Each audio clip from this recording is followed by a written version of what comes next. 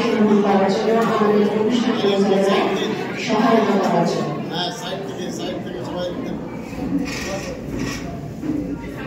প্রতিদিনের বরণ করার পর্বে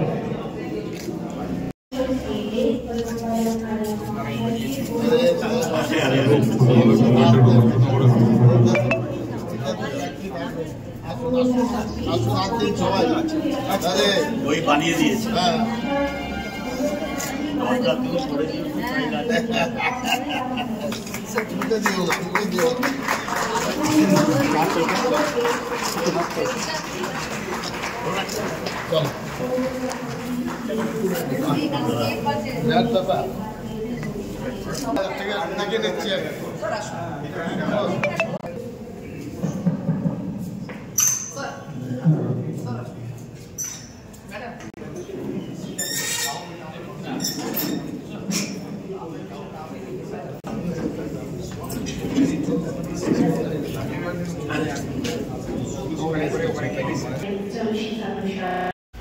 মিডিয়াদের বলবো খবর না বাড়িয়ে একটা সমন্বয় রেখে খবর পরিবেশন করা ভালো।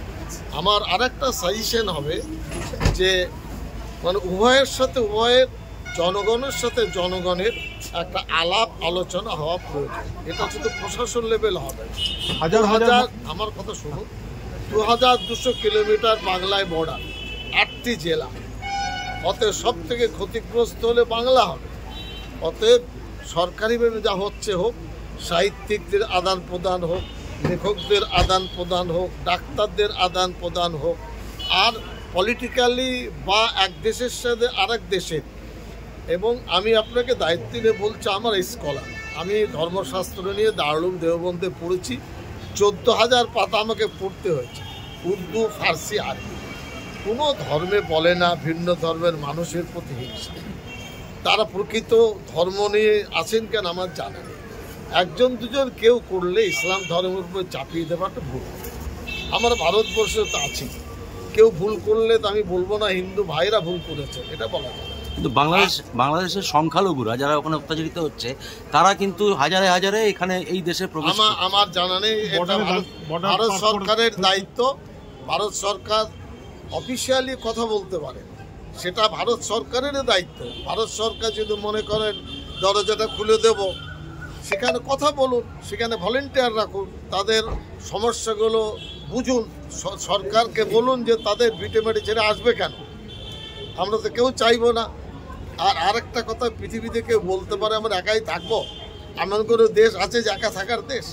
সবাই সব জায়গায় থাকবে। ইসলাম ধর্মও নেই না, আমি তো বুঝেছি রামায়ণও নেই, গীতাতেও নেই, মহাভারতেও নেই। এগুলো তাদের ঠিক করতে হবে। আমরা দুঃখিত যদি কেউ কষ্ট পান, এটা সমীচীন নয় এবং ইসলামের পরিচয় নয়। আরেকটা কথা বলি, সেটা হচ্ছে জামাত থেকে বিএনপি লাগাতার হুমকি দিয়ে যাচ্ছে দেশকে। যুদ্ধ একটা খেলা। আমি বলি 142কে মানুষ যদি মুখে জল নিয়ে কুল্লি করে ফেলে দেয় না, কত জল হবে একবার ভাবেন তো। আমরা 142 কোটি, ওরা 18 কোটি। এইসবগুলো কেন বলছেন? চিম থেকে উস্কাচ্ছে। পড়ার পরিবেশ আজকে ফিরিয়ে আনতে হবে, এটা একটা চ্যালেঞ্জ। বাংলা ভাষা ভারতবর্ষের চ্যালেঞ্জ। এখানে সূত্র বাঁধা আছে সম্প্রীতি, এখানেই সূত্র বাঁধা আছে ভালোবাসা, এখানেই সূত্র বাঁধা আছে ঐক্যবদ্ধ বাংলা। কিন্তু এই চ্যালেঞ্জকে পূরণ করতে গেলে বাংলা বুঝতে হবে। রবীন্দ্রনাথ একদিন কলকাতার আবহাওয়া খুব গরম, বেলেঘাটার ঠাকুর বাড়ি থেকে ওই হাতে পড়ায় কি বলে ওই রাখি, হাতে রাখি নিয়ে কাজ করছো, রাখি নিয়ে বের হলেন। যাকে দেখলেন পড়াতে পড়াতে শেষে নাকোদা মসজিদের কাছে শেষ রাখিটি পড়ে থেকে বাড়ি ফিরলেন। এটা সম্প্রীতির জ্বলন্ত উদাহরণ, এটা সম্প্রীতির জ্বলন্ত একটা দৃষ্টান্ত। ঈশ্বরচন্দ্র বিদ্যাসাগর তার জীবনীতে শুনেছি, পড়েছি, ছোট ছোট বাচ্চারা, নেমটা বাচ্চারা ঘাড়ে উঠে খেলা করত। তিনি কোনোদিন বিরক্তি বোধ করেন। মনটা ছিল অনেক বড়। দুজন মুসলিম ছেলে এসে বলছে, কাকু আমরা আজকে রাতভর খাবো, অনেকদিন খেতে পাই না, সেই জামানায় একটা টাকা দিলেন দুই যুবককে, যাও তোমরা রাতভর খেয়ে এসো। খেয়ে বলছে কাকু অনেকদিন পরে খেয়ে আমরা দাঁড়িয়ে আছি। ভাষা দিয়ে সম্প্রীতি তৈরি করা যায়, ভাষা দিয়ে সম্প্রীতি করা যায়, ভাষা দিয়ে পরিবেশের মধ্যে নতুন একটা জীবন দেওয়া যায়। এটা হলো সেই ভাষা। আমরা আনন্দিত এখানে আশেপাশে যত স্কুল আছে, আমি ডিএলএমকে বলবো সে ভাববেন বা এখানে যারা আছেন ম্যানেজমেন্টে 9, 10, 11, 12 এই সমস্ত শ্রেণীর জন্য যে কোনো মিনিং বোর্ড বা যে কোনো ভালো বই তাদের প্রয়োজন, লাইব্রেরিকে লিখবে, বিনা পয়সায় ডিএলএর মাধ্যমে আমার স্কুলে সেই বই পৌঁছে দেব, যাতে ছাত্র ছাত্রীরা উন্নীত হতে পারে। সরকার দেওয়ার প্রশ্নে এই লাইব্রেরি দপ্তর শুধু দিতেই থাকে। আমার উপার্জনের কোনো জায়গা নেই, 1 পয়সা আয় নেই। আগে লাইব্রেরির মেম্বার হতে গেলে পয়সা দিতে হতো, আমি আশা করেছিলাম ওপর করে দিয়েছি। বই পড়তে আমার পয়সা দিতে হবে এবং সেখানে ফ্রি।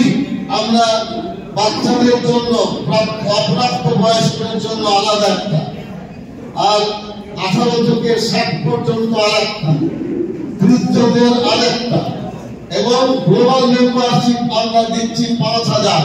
সারা রাজ্যের যে কোনো গ্রন্থাগারে আপনি অ্যাক্সেস করতে পারবেন, মেম্বারশিপ নিন। এবং আমার মনে হচ্ছে শিক্ষিত এবং শিক্ষা জগতের একটা এলাকা দুর্গাপুরের সিটি সেন্টার মোবাইল সিস্টেমে একটা যদি ট্রলি ঠিক করে সকালবেলায় চলে গেল, দোকানে দোকানে বই দিল, আবার সন্ধ্যেবেলায় সেই বই ফিরিয়ে আনলো। দেখা যায় অনেকেই বই চাই না, কিন্তু চায়ের দোকানে বসে সেই বইকে না পড়বে, বইয়ের সাথে তার আদান প্রদান করবে এবং তাতে আমাদের সমাজ আরো বেশি উপকৃত হবে। এখন টেস্ট বদলে গেছে। আমি লাইব্রেরি গিয়ে জিজ্ঞাসা করি কোন কোন বই পাঠকরা পড়ে, অল্প সময়ে চাকরি কি করে পাওয়া যাবে সেই বইটা বেশি করে পড়তে। আমি তারা বলে থিসিসের বই করতে চান না। বাংলায় যদি থিসিসের বই না পড়েন তো বাংলা ভাষা পুনর্জীবিত হবে কি করে, প্রতিষ্ঠিত হবে কি করে? এই কারণে এই আপনার এই ভবন এবং দাদু গঠন আপনারা ভাববেন কি কি বইয়ের প্রয়োজন। আমি এটা আপনাদের অনুরোধ করছি, আমাদের সাথে আদান প্রদান করুন। যতটুকু আমাদের ফান্ড আপনাদের 100% নয়, 100% বেশি আমরা সাহায্যের হাত আপনাদের মাধ্যমে। আমরা চাই লেখাপড়ার পরিবেশটা তৈরি হোক, লেখাপড়ায় পারবে ইনসাফের করতে, বিদ্বেষ দূর করতে, শিক্ষিত। আর আমি যতটুকু শুনেছি আমেরিকায় 40% ভারতবর্ষের ডাক্তাররা কাজ করে, তাদের বাদ দিয়ে আমেরিকা চলে না। গালফে 90 লক্ষ ভারতীয়রা কাজ করে। আরবি ভাষাও শেখার প্রয়োজন। সকলে